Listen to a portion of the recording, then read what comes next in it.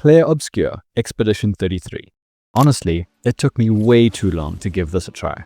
This record-breaking game won more awards than any game ever before at the Game Awards 2025. Its evolution of turn-based combat that incorporates real-time elements is absolutely fantastic. It takes the tried and tested formula and mixes in a whole new layer of reaction. This combination slingshots the game out of the ruts of the original genre and into a whole new playing field. It's no wonder that Expedition 33 won so many awards, including Game of the Year. The funny thing is, regardless of how good the combat is, that isn't even the best part of what this game has to offer. Expedition 33 is set in a world that is plagued by a mysterious figure known as the Paintress. Each year she paints a number, counting down, and everyone that age or older vanishes. The citizens of Lumiere have coined this annual culling the Gommage. As the years pass and their population dwindles, they devise a plan. Each year, once a new number has been painted, they will send out a task force to embark on an expedition to track down the Paintress and put an end to the Gommage. This is where the game begins. You play as the party members of Expedition 33, and it is up to you to save the future of humanity. The core of Expedition 33 is a party-based RPG. It is a turn-based game that also makes use of real-time elements. Whenever you use a skill, there are some quick-time events that will give you a damage boost, or in some cases, hurt yourself if you miss. When enemies attack, you can dodge or parry, with parrying having a shorter window but also rewarding you. This alone makes us rethink what a turn-based game is. Personally, I feel like it has been a long time since I've been this locked in while playing a turn-based game. The classic isolated back-to-back turn structure suddenly seems outdated. Having the opportunity to play responsively feels so much better. It feels like you're really in the game rather than watching the characters just take the actions you told them to. Just like any RPG, customization is guaranteed. Before I get into the real impact of the gameplay, let's do a quick rundown of what building a character looks like. You choose 6 skills from a decent range of typical options: stuns, heals, buffs, damage over time, all of the run-of-the-mill skills you might see in most turn-based games.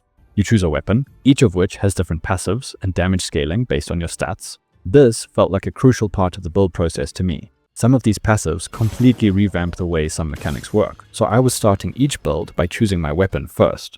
You choose 3 Pictos, which are similar to something like rings or talismans in other games. Then you choose as many Luminas as you can afford. I know this might seem like a lot if you don't have context of the game, but let me explain.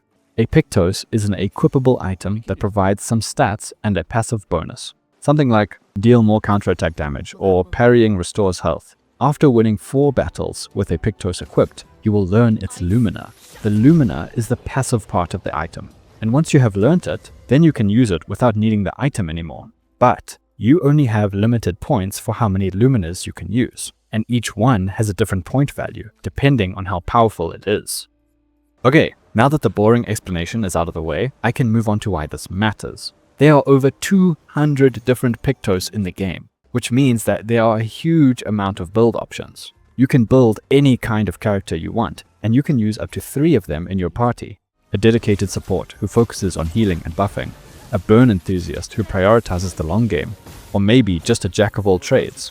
There are so many options. I find build crafting to this degree really appealing. It lets me create and experiment with different highly detailed styles to see what I enjoy the most. I understand that this might appear overwhelming looking from the outside, but the game really takes its time in introducing new mechanics, so it never feels like you're drowning in them. The cherry on top of the system is that you don't need to go down this rabbit hole if you don't want to. The main storyline is still very doable without putting a lot of time and effort into optimization. What makes this optimization less important is the real-time elements. These allow your skill to push you through situations that your characters may not be statistically ready for. Having a good understanding of enemy attacks can be enough for you to take control of any encounter. A lot of people say that this is turn-based Sekiro, and while I don't completely agree, I can easily see why the comparison is drawn. Parrying or dodging completely ignores the damage you would have usually taken without a choice, while still allowing you to spend all of your own opportunities playing offensively. In that way, they are the same. But increasing your stats in Sekiro was much less impactful than perfecting your parries, where in Expedition 33, that is reversed.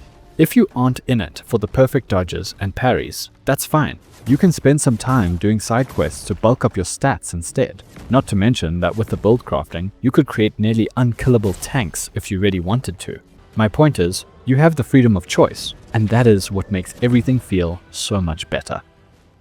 I want to talk a little more about the importance of real-time mechanics before I move on. In many turn-based games, combat can begin to feel a bit repetitive. Regularly facing off against enemies you already know allows you to develop a bit of a pattern. While that problem isn't exactly solved here, combat certainly stretches out a lot further before this repetitive nature kicks in.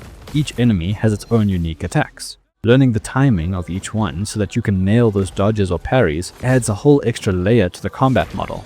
I don't mind the standard turn-based game, but now my expectations are so much higher after I have seen that this genre still has room to grow. Expedition 33's combat isn't the standout element of the game that I expected it to be. Not only do I enjoy the occasional turn-based game, but I am also a sucker for a good parry system. So when I heard about this new turn-based game that also had dodging and parrying, I was sold.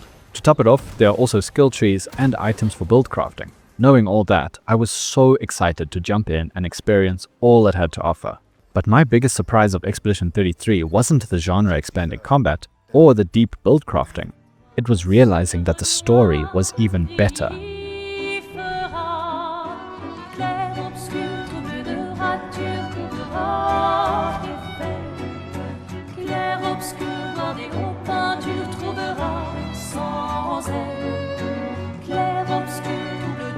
If you're gonna give someone flowers, you should probably do it before they wither and die. I must admit, at first it was a bit slow. There is a 1 to 2 hour segment of build-up before things really get going. And at that point, I wasn't really gelling with any of the characters, but I'm glad that I stuck it out and paid attention to what they had to say. Those first 2 hours laid the groundwork that was nigh essential to the impact of the storyline. It's difficult for me to talk too much about it because I don't want to spoil anything. For any of you that haven't played the game, I urge you to please try to keep yourself spoiler-free. The story of Expedition 33 is truly amazing. I think that it is easily the best story I have ever experienced in a video game. It focuses on central themes, things like grief and sadness and loss. It's a story set in a broken world whose people are dying out. They are losing hope from not seeing any success, regardless of doing all that they can to save themselves. I'm not saying that this is a good storyline because it's all serious and depressing. No. This is a good story because it approaches these very real themes in a very real way. Sure, there is some sort of magic lady who is wiping out the world one age group at a time. That's not realistic. But the way these characters act, the decisions they make, or even just their small reactions, every time a character makes a choice, you can understand why, because you know what they have gone through. Those responses feel real. This feeling of realism is a major part of what sold me on the story. It can be hard to really sell a story without making the player confused. It's very common for games to spoon-feed us information so that we are fully aware of everything that is happening at all times. This constant flow of perfect knowledge is often accomplished by conversationally irrelevant context drops, sudden obscure character realizations, or posed questions that we haven't even had the time to think about for ourselves yet. As I said, the realism is what sold me. This is because in this game, they aren't trying to force you to understand. It doesn't feel like the characters are ever talking for the sake of the player. It feels like we are just spectators that have come into a random slice of their lives. It can be slightly confusing at first, but to me, that isn't a problem. If the story writers wanted to reduce this confusion, they either need to break the immersion with excess context or simplify the story. Expedition 33 didn't make either of these sacrifices, and the outcome speaks for itself. They chose to keep the player confused, but more importantly, keep them curious. And it feels so refreshing. It gives you time to think and respects that you can figure out things for yourself. Each story beat has been carefully crafted to answer only one question at a time while simultaneously introducing more. There is a lot I would want to talk about because there is so much more to it, but I really can't say more without potentially spoiling anything. I do think that it is something you need to experience for yourself. For the story alone, I suggest you play Expedition 33. To enhance the story even further, the music is absolutely banger. There are so many well-crafted tracks that are able to set the tone so well. Music is something that not a lot of games get right. It can often feel like an afterthought, just something playing in the background to fill the gaps. When a game is able to use, or not use, music deliberately to invoke emotion, that's when the whole experience truly comes together. Expedition 33 uses its soundtracks to guide you through how you should be feeling throughout the game. It can be poppy and zany when things are wacky or weird, but it can also be serious, melancholic, or triumphant. Don't forget that this is a sad world. Because of the Gommage, people are losing their loved ones regularly without anything they can do about it. There are certain songs that are used as a motif to convey this repeating sadness. Honestly, the soundtrack is just so excellent that even if you haven't played the game, I would highly recommend giving it a listen. Maybe it'll be enough to convince you to give it a try. Expedition 33 not only bumps the turn-based genre up a level, but also delivers a story better than anything I have ever played. It is a fantastically designed game, and I am glad that it got the recognition it deserved. Even though it won so many awards, I wish I had played it before the voting period closed, just for the sake of being able to throw another vote its way. I certainly think that no matter what games you typically enjoy, Expedition 33 is a must-play. More than just Game of the Year, it could very easily be the story of the decade. Hey, if you made it this far in the video, let me know how you felt about it by either giving it a thumbs up or a thumbs down. And if you want more content like this, be sure to subscribe, as it really supports the channel. Thanks for watching.